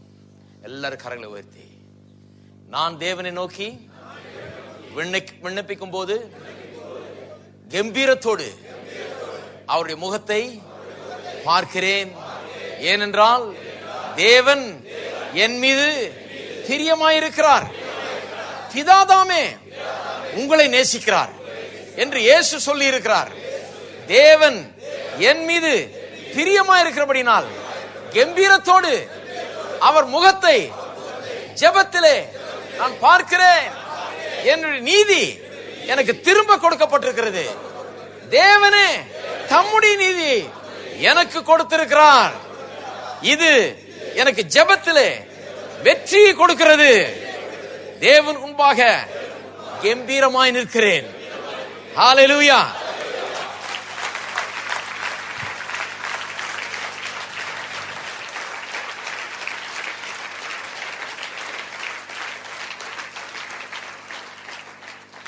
இந்த கம்பீரத்தை தான் பாருங்க, சாத்தான் வந்து ஏதாவது போய் சொல்லி பிடிக்கிடுவான். அந்த கம்பீரத்தை கோட்டையை விடாதீங்க. எப்போ அந்த கம்பீரத்தை பிடிச்சிங்க, கர்த்தருக்கு முன்னால கம்பீரம், அது எனக்கு கர்த்தர் கொடுத்த உரிமை, பிள்ளைக்கு கொடுக்கப்பட்ட உரிமை. கர்த்தருடைய கம்பீரத்தை பார்த்து சந்தோஷப்படுகிறார். அதான் நான் நம்புறேன். நான் பிச்சை கேட்கறத பார்த்து அவர் ஒருபோது சந்தோஷப்பட முடியாது, அவமானம் தான் படணும். ஆனா உங்க பிள்ளை வந்து உங்க முன்னால கம்பீரமா இருக்கும்போது நீங்க என்ன பண்றீங்க? சந்தோஷப்படுறீங்க. கர்த்தர் உங்களை பார்த்து சந்தோஷப்படுகிறார் நீங்கள் கம்பீரமா இருக்கும் போது. நாம் இதை ஜெபிப்போம். ஸ்தோத்திரம். ஹல்லேலூயா. அநேகர் ஜெபிக்கிறீர்கள், விடுதலை பெறுகிறீர்கள், அநேக பதில்களை பெறுகிறீர்கள். ஆகவே இங்க வந்து ஜெபிக்க கற்றுக்கொள்கிறீர்கள். ஆனால் நான் உங்களுக்கு ரொம்ப ஜெபிக்க வேண்டியதில்லை. இங்க வந்து ஜெபிக்க கற்றுக்கொண்டு நீங்க போய் ஜெபிக்கிறீங்க. நான் உங்களுக்கு செய்ய வேண்டியது என்ன? சத்தியம் உங்களுக்குள்ளே இறங்கும்படியாக அதை போதிக்கிறேன், அவ்வளவுதான். ஆவியானவர் அதை உங்களுக்கு உதவி செய்வார் புரிந்து கொள்ளும்படியாக. ஆகவே உங்களுக்கு தேவைகள் சந்திக்கப்படும். உங்களுக்கு தேவைகள் என்ன? நீங்கள் கேளுங்கள், பெற்றுக்கொள்வீர்கள். நீங்கள் எதை கேட்டாலும் அதை உங்களுக்கு தருவேன் என்று சொல்லி இருக்கிறார். ஆகவே இந்த சத்தியத்தை கற்றுக்கொள்ளுங்கள். எந்நேரமும் உங்களுக்கு கேட்டதை பெற்றுக்கொள்ளக்கூடிய ஒரு நிலையிலே நீங்கள் வாழ்வீர்கள். அன்பின் பிதாவே, கர்த்தராகிய இயேசுவின் நாமத்தில் வருகிறோம், துதிக்கிறோம், ஸ்தோத்திரிக்கிறோம். கர்த்தாவே, இந்த அற்புதமான சத்தியத்துக்காக உமக்கு ஸ்தோத்திரம். கம்பீரத்தோடு உம்முடைய முகத்தை ஜெபத்திலே நோக்கி பார்க்கக்கூடிய திராணி எங்களுக்கு நீர் கொடுத்திருக்கிறபடியால் உமக்கு ஸ்தோத்திரம். கம்பீரத்தோடு நாங்கள் நிற்க வேண்டும் என்பது உம்முடைய விருப்பம். அதை கண்டு நீர் பூரிக்கிறீர், நீர் சந்தோஷப்படுகிறீர். அதற்காக உமக்கு ஸ்தோத்திரம் கர்த்தாவே. ஜனங்கள் அதை உணரட்டும் கர்த்தாவே. ஜெபம் ஒரு கம்பீரத்தின் நேரமாய் இருக்கட்டும். கம்பீரமாய் கேட்கக்கூடியவர்களாய் ஒவ்வொருவரும் இருக்கட்டும். கேட்டு பெற்றுக்கொள்ளக்கூடியவர்களாய் இருக்கட்டும். பழைய நிலைகள் மாறட்டும். ஜெபம் புதிய ஒரு விதத்தில் செய்யப்படட்டும் கர்த்தாவே. இந்த புதிய உடன்படிக்கை ஜெபத்தின் மேன்மை உணர்ந்து கொள்ளட்டும் ஜனங்கள். உள்ளங்களிலே வார்த்தை கிரியை செய்யட்டும். வார்த்தை அவளை உயர்த்தட்டும், அவளை ஆளாக்கட்டும், வல்லமுள்ளவர்களாக்கட்டும், முன்னேறி செல்ல வைக்கட்டும். எல்லா ஜெபத்துக்கும் பதிலை பெறுகிறவர்களாக அவர்கள் வாழட்டும். குடும்பத்திலேயும் கையிட்டு செய்கிற காரியங்களிலேயும் எல்லாவற்றிலும் வெற்றி இயேசுவின் நாமத்திலே உண்டாகிறபடியால் உமக்கு ஸ்தோத்திரம். குடும்பமாய் அவள் ஆசீர்வதிக்கிறபடியால் உமக்கு ஸ்தோத்திரம். ஆசீர்வதித்து காத்துக்கொள்ளும். இயேசுவின் நாமத்திலே ஜெபிக்கிறோம். நம்முடைய கர்த்தராகிய இயேசு கிறிஸ்துவின் கிருபையும் பிதாவாகிய தேவனுடைய அன்பும் பரிசுத்த ஆவியானவருடைய ஐக்கியமும் நாம் அனைவரோடும் இன்றைக்கும் என்றைக்கும் இருப்பதாக. ஆமென். பாடலை பாடுவோம். பிறகு நாம் காலையில் செல்வோம். சாயங்காலம் வெற்றி வாழ்க்கையை குறித்து போய்த்து வருகிறோம். சக்சஸை குறித்து வாருங்கள், தவற விடாதீர்கள். செவ்வாய்க்கிழமை இரவுகளிலே திருமணமும் குடும்ப வாழ்க்கையும்,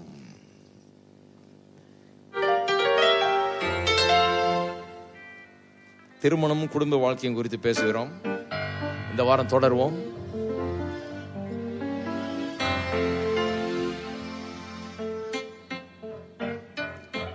எனக்கு இன்பம் மேதன கேட்டால் நான் காரணம் சொல்வேன். என் பாவம் நீங்கிற்றே, வம்பன் வந்தென்னை நோக்கி எங்கே நீங்கிற்றென்றால் தெம்பா நீங்கிற்றென்பேன். அதை கல்வாரியின் ரத்தத்தாலே மூடியாச்சுவே, அவை வானம் பூமி போல நீங்கிற்றே. அன்பர் மறதின் கடலுள்ளே ஆழ்ந்தது நன்றே. ஆமே சுத்தமானே, அதை கல்வாரியின் ரத்தத்தாலே மூடியாச்சுதே, அவை வானம் பூமி போல நீங்கிற்றே. அன்பர் மறதி கடலுள்ளே ஆழ்ந்தது நன்றே. ஆமே சுத்தமானேன். கர்த்தருடைய ஆசீர்வாதம். சாத்தானின் இடம் வந்து சந்தேகமூட்டினால் நீ போ நீங்கிற்றென்பே. நீ துன்பத்துள்ள கிட்டாய் என் நேசனை மீட்டார். நேச சுகம் தந்தார். அதை கல்வாரியின் ரத்தத்தாலே மூடியாச்சுதே. அவை வான பூமி போல நீங்கிற்றே. அன்பர் மறதி கடலுள்ளே ஆழ்ந்தது நன்றே. ஆமே சுத்தமானே.